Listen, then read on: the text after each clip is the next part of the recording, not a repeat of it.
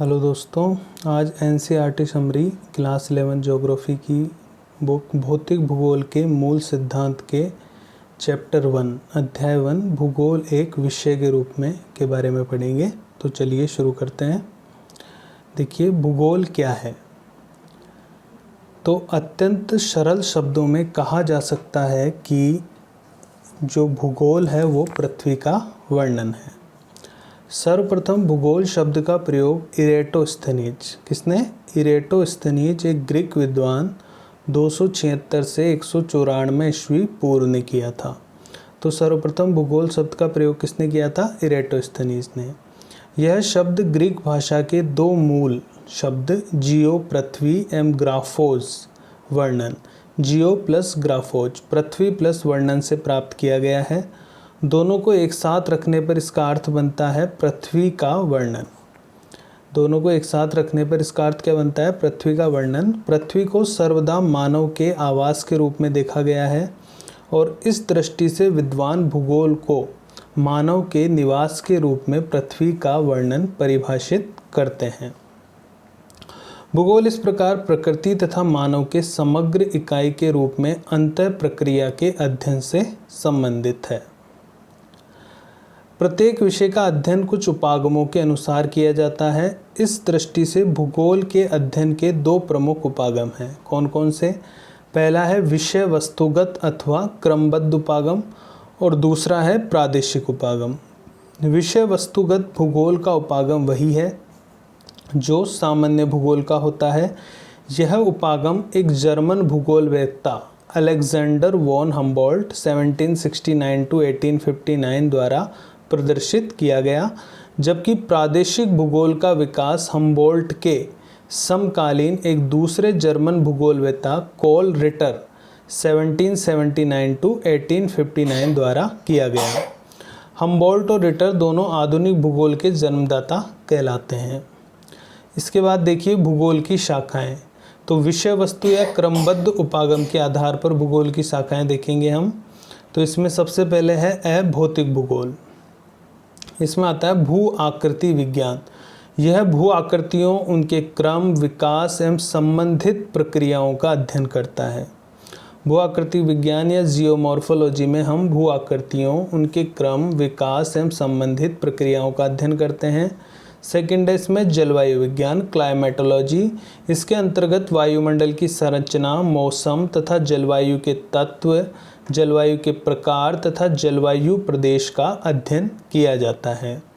इसके बाद है थर्ड जल विज्ञान, ओशिनोग्राफी। यह धरातल के जल परिमंडल जिसमें समुद्र, नदी, झील तथा अन्य जलाशय सम्मिलित हैं तथा उसका मानव सहित विभिन्न प्रकार के जीवों एवं उनके कार्यों पर प्रभाव का अध्ययन है। इसके बाद है मृदा भूगोल। ये मिट्टी निर्माण की प्रक्रियाओं, मिट्टी के प्रकार, उनका उत्पादक स्तर, वितरण एवं उपयोग आदि से संबंधित है।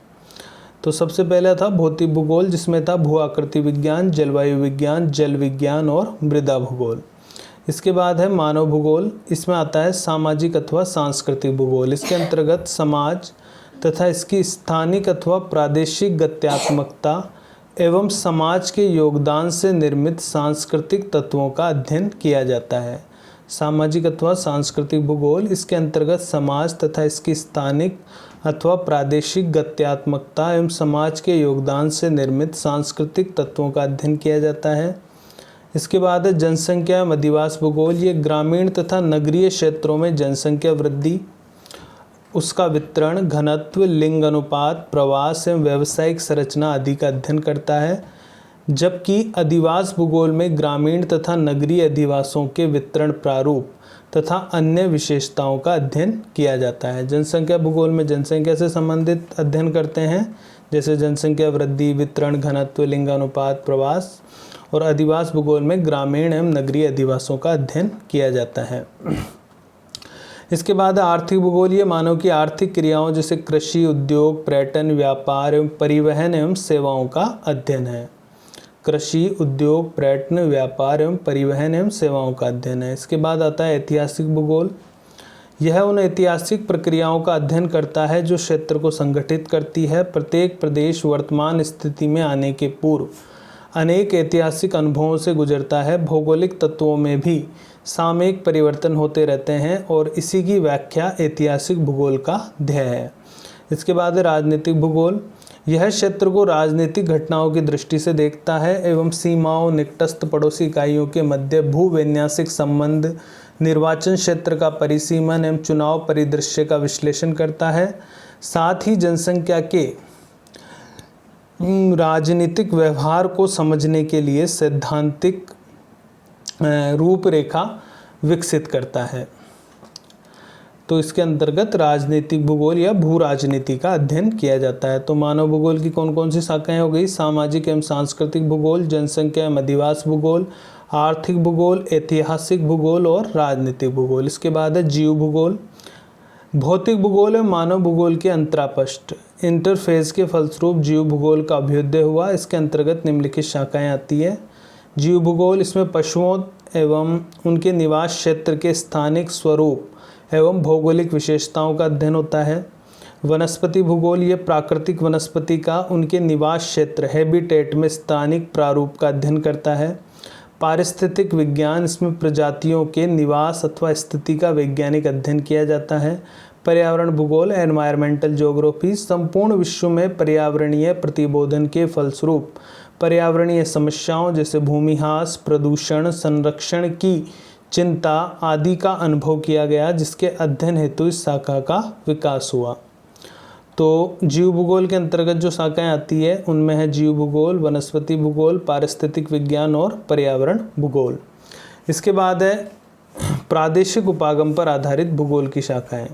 ये थी, उससे पहले थी क्रमबद्ध उपागम पर आधारित जो हमबोल्ट का था, अब रिटर वाला प्रादेशिक उपागम। तो इसमें आती है वृहद, मध्यम अथवा लघु स्तरीय प्रादेशिक अथवा क्षेत्रीय अध्ययन। दूसरा है ग्रामीण अथवा इलाका नियोजन तथा शहर एवं नगर नियोजन सहित प्रादेशिक नियोजन। प्रादेशिक विकास, प्रादेशिक विवेचना अथवा विश्लेषण, ये किसके अंतर्गत आती है? प्रादेशिक उपागम पर आधारित भूगोल की शाखाएं हैं। दो ऐसे पक्ष हैं जो सभी विषयों के लिए उभयनिष्ठ अथवा सर्वनिष्ठ है, मतलब जिनका अध्ययन क्रमबद्ध भूगोल में भी होता है और प्रादेशिक भूगोल में भी होता है। जैसे दर्शन, दर्शन में भौगोलिक चिंतन, ज्योग्राफिकल थॉट्स, भूमि एवं मानव अंतः प्रक्रिया अथवा मानव पारिस्थितिकी, ह्यूमन मानव पारिस्थितिकी। इसके बाद ख में है विधि, तंत्र एवं तकनीक, इसमें सामान्य एवं संगणक आधारित मानचित्रण, परिमाणात्मक तकनीक अथवा सांख्यिकी तकनीक, स्टैटिकल मेथड्स, क्षेत्र सर्वेक्षण विधियाँ, भू सूचना विज्ञान तकनीक, जियो इन्फॉर्मेटिक्स जैसे दूर संवेदन तकनीक, रिमोट सेंसिंग टेक्नोलॉजी, भौगोलिक सूचना तंत्र, ज्योग्राफिकल इंफॉर्मेशन सिस्टम, वैश्विक स्थितीय तंत्र, ज्योग्राफिकल पोजिशनिंग सिस्टम। तो ये दोनों जो दर्शन और विधि, तंत्र एवं तकनीक जो है वो क्रमबद्ध में भी आती है और प्रादेशिक में भी आती है।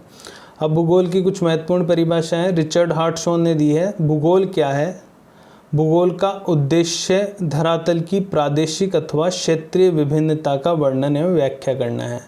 रिचर्ड हार्टशॉन ने परिभाषा दी है कि भूगोल का उद्देश्य धरातल की प्रादेशिक अथवा क्षेत्रीय भिन्नता का वर्णन एवं व्याख्या करना है। अल्फ्रेड हैटनर ने भूगोल की परिभाषा दी है, भूगोल धरातल के विभिन्न भागों में कारणात्मक रूप से संबंधित तथ्यों में भिन्नता का अध्ययन करता है।